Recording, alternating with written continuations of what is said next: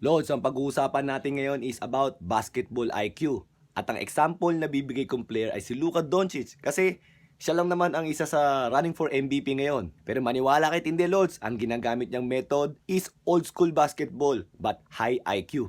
Hindi na ganong kailangan ng skills, yung too much skills. Kailangan ng skills pero not too much skills. Hindi rin ganong kailangan ng masyadong athleticism. Pero magbibigay ako ng mga mangilang-ilang tips sa inyo para magamit yung method na ginagawa niya. So, umpisa na natin, wag natin patagalin. So, ang unang-unang dapat na dinedevelop mong skills ay shooting. Para pag nalibre ka, shoot. Ulit, tingnan nyo, Lods, ha? Nalibre siya, pagtanggap ng bola, wala nang dribble, shoot. 'Di ba? Ganun kasimple lang, libre ka na eh. Ano pang gagawin mo? Ba't mo pa kailangan mag-dribble ng mga spectacular dribble o mga skills na ginagawa mo? Tira mo na, libre ka na eh. 'Di ba? Ganun lang kasimple, napaka old school niyan. Pag nalibre ka, tira ka. Ganun lang kasimple, Lods, 'di ba? So, ang next naman ay ganito, Lods. Pag nilapitan ka, kahit hindi mabilis, nilapitan siya. Di bagal-bagalan mo lang, bangga-bangga. Pag napunta ka na sa spot na gusto mo, itira mo. Ganun kasimple. Ulitin natin, sige. Dinidikitan ka, di bangga-banggay mong konti, hindi ganun kailangan ng bilis. Tapos bangga ng konti, tira. Diba? 2 points din yun eh. Kahit na ano pang spectacular skills ng gawin mo, diba? So, Lods, ito next naman, kung sakali man, habang nagdi-dribble ka, napunta sa likuran mo yung defender mo, i-keep mo lang siya dun sa likuran mo. Isa yan sa mga tip. I-keep mo lang sa likuran mo kasi magkakagulo yung depensa. Nakita mo yung depensa, naguguluhan sila. Kasi yung isang defender nasa likuran. So, ang ginawa ni Luka Doncic dito, simple fake pass, tapos simple basket. Diba? Easy basket lang. Ulitin natin para madali.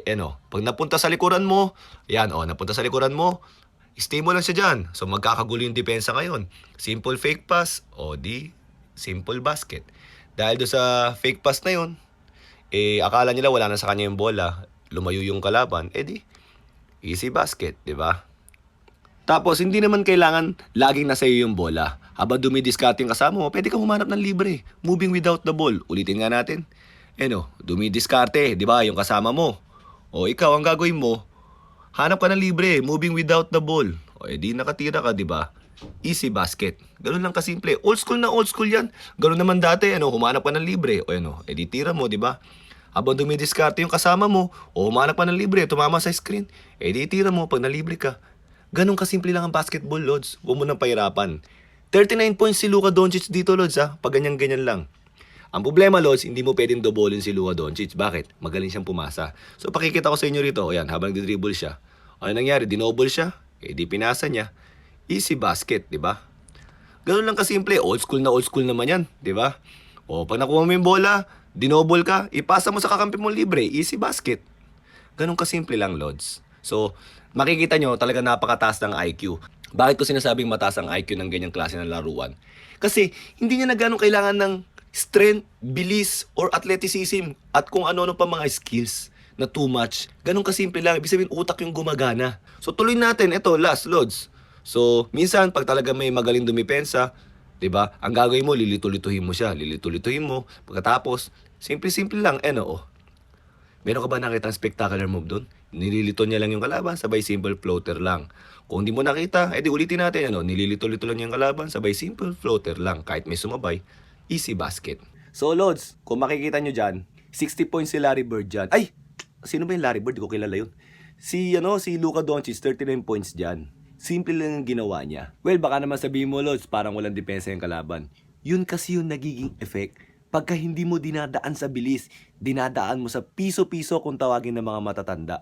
Kasi nga, baliwala na yung bilis niya, binabagalan mo eh. Anong bibilisan niya sa yung pagdepensa? Ikaw yung bumabangga ng paunti-unti. Ikaw yung nagkokontrol ng bola. So, nagmumukhang walang depensa yung kalaban. Kaya nagmumukhang walang depensa yung mga kalaban ni Larry Bird. Ay, Larry Bird, di ko nga kilala yun ulit. Si Luka Doncic, di ba? Nagmumukhang walang depensa, di ba? Yung mga kalaban niya.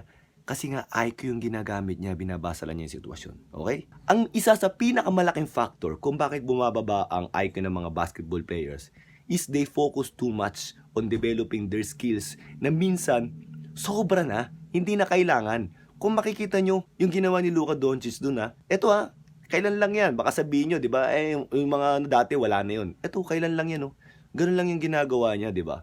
Pero bakit running for MVP siya? Kasi IQ. And yung old school basketball, hanggang ngayon ginagamit niya, still effective. So yun lang Lods, sana meron sense tong mga pinagsasabi ko at sana ma-apply nyo sa laro yung mga mangilang-ngilang tips na binigay ko doon. Gagawa pa tayo ng mga iba pang video about dyan sa mga pampataas ng basketball IQ dahil maraming humihiling yan sa mga comment section. So yun lang mga Lods. So kung may mga tanong kayo, just comment below. Thank you!